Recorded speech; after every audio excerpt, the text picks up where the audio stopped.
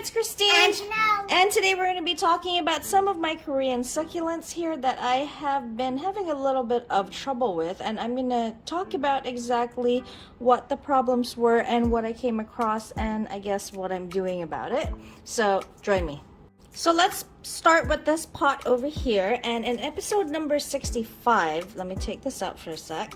In episode number 65, I showed you guys what was happening to my dying Echeveria Laui and what I was doing to save them. Actually, this one here is not from that episode, but I seem to have the same problem with it. And my biggest mistake with these, I know why they're having problems, is because I rooted them in water. And then when they rooted, I think they had a hard time adjusting to growing new roots in the soil, and that is what ended up causing me problems. I have two that are fine, but are not growing as well as I'd like. And then these two are the ones that we saved from episode number 65. And this one's really dirty. This one's really dirty. It has some soil on it. I saved a lot of leaves, or I tried to at least, and most of them just pretty much completely dried out or ended up having ends that turned black. And this one here actually has roots but no babies, and you know, the leftover leaves that seem to be okay just seem to be growing roots and no babies at all. The rest, the ends kind of pretty much turned all black, I guess because there was already rot in them, because in episode number 65 we saved these succulents from rot.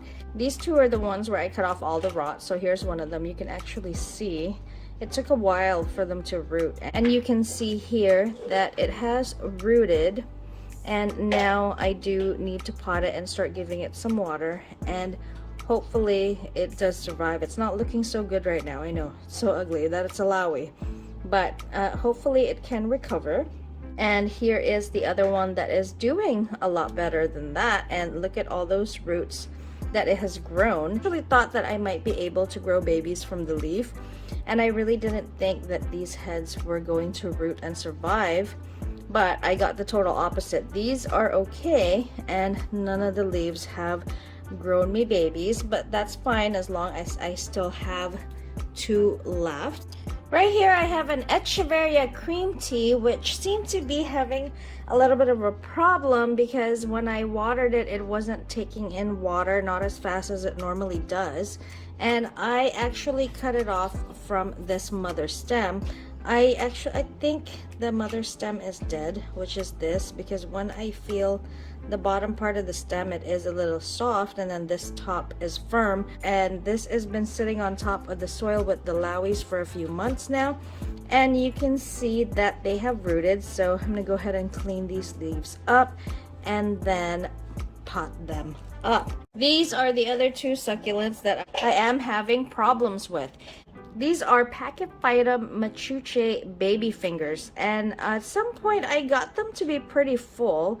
When I got them, they were in really good condition, absolutely nothing wrong with them, but I might have made a mistake when it came to my grow lights, because I think I put them pretty close, thinking that most sedums need a lot of strong direct light, and I placed this one under my Spider Farmer SF1000, and it did well for a while until maybe I didn't give it enough water, or maybe it was too close to the light, because it does get hot if it's too close, and it actually started losing leaves, a lot of leaves. But I left it alone. I left it dry, and I put it off more towards the side of where my lights are at, and eventually it actually started regenerating new growth, which is all the new growth that you're seeing here. There's that one right there, and you know, these little ones here, because this was pretty much almost completely bald. These are some of the leaves left over from before it lost the other ones. Forgive my nails, guys. I have been working on the succulents and the soil, so they're a little dirty. Anyways, there is a bunch of new growth, and it seems to be happy more towards off the side of the lights. So I think when I do finally put this outside one day, it's only going to like morning sun and probably no afternoon sun at all. And this one here I put under different lights. Actually, I bought cheap lights from Amazon that I will be doing a review on soon because it's not that bad. And I think, again, I put it too close to the light, thinking that it was gonna do well because it was turning pink and purple and lots of stress colors. But then it also started losing a lot of leaves. The leaves started to look a lot like this, and then some of the stems started to dry out like that. See, from the top here, I'm not exactly sure what that's happening. I think that's why I'm thinking it's the lights, because maybe it's too close, because the rest of the stem is fine, at least at the bottom. And I just left it alone, put it off to the side, gave it less intense light, still gave it water when it needed it, and it started generating some new growth, so hopefully it fills in. It also might be from trying to acclimate to its new environment, because it's probably completely different from wherever it was, and now it's getting used to it. So Pakipaida Machuche baby fingers, they're not hard to care for, but when you do get them shipped to you in the mail, it takes them a while to kind of reacclimate to whatever environment you give them. That is so far my experience with them, because now they're pretty stable. The babies are nicely growing, and it is starting to fill back in, and those colors are nice. Here's my soil that I prepped for them. This is a 1:1:1 ratio of regular Miracle-Gro potting mix, cocoa coir, and perlite. I'm trying it out. It's really well draining, and it dries a lot quicker than most succulent soil mixes I have. So I'm gonna see how my Korean succulents do in them. And this here is the Echeveria Cream Tea, and we're gonna clean off some of these bottom leaves. Here it is, all cleaned up, and I've taken off all the bottom leaves, and you can see all the roots right there. So I'm just gonna dig a little hole there and just place this right on top, give it a little tap. The soil is a little bit damp, guys, not just a little bit damp, because it was in a plastic container, not really wet. Give it a few hours under my lights, and actually give it like an hour under my lights, and it should be completely dry. And the reason why I'm okay with that is because it already has roots and it needs water anyway. It is getting really dehydrated, and it already lost a lot of leaves. And here I'm just going to place my Echeveria Laui right on top. It's gonna be kind of hard because these leaves here, see how they're pointing down? I'm gonna try to see if they'll kind of flatten out as I place it on top of the soil like that. There, that seems okay. And then I just leave it alone and wait for those roots to really grab hold of the soil. I'll just make sure I'm careful. I'll just make sure that I'm careful about watering it. And yeah, there it is. At least it survived, right?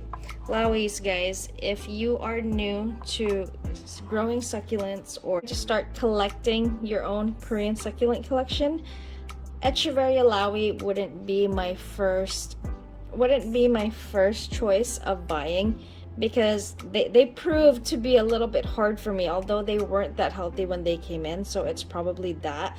But you might want to give your hand a try at some of the easier Korean succulents, and then get this later on when you start to really get the hang of them. So there's all the roots, and I'm going to take off this leaf. And there you go. Hopefully, when they're this small, sometimes they don't survive, unfortunately. So I'm crossing my fingers that they do survive. It's gonna take a long time, I'm sure, for them to look pretty again. And these are kind of the smallest pots I have at the moment, so I'm just gonna be careful about watering them. And here is my cream tea, and then my Pakipaida Machuche baby fingers. Well, there's nothing that I'm gonna do except to keep watching them grow, and hopefully they fill right back up again. So this was just a little bit of an update basically on my Echeveria Lauis. and some Korean succulents that I do have problems with. So like I said, if you're a beginner, cream tea is really easy. This was my fault. I think I watered it too much, thinking that I just watered it one night without feeling the leaves. And I didn't realize that I had watered it already. And then my Lauis, my mistake was trying to root them in water, and they did root, but then the transition into soil was the one that I think started to cause them to rot. And Pakipaida Machuche baby fingers, morning sun only if you're gonna put them out in outdoors, or if you're gonna put them under your lights, make sure it's kind of towards off the side, or really kind of far from the lights, not like how close you'd want your Echeverias, or else they will really start dropping some leaves. So I hope this video was helpful to you somehow. Let me know if you guys have any questions in the comments down below. Again, this is Christine from These Succulent Biddies. Don't forget to comment, like, and subscribe, and I will see you on the next one. Thank you. Bye-bye.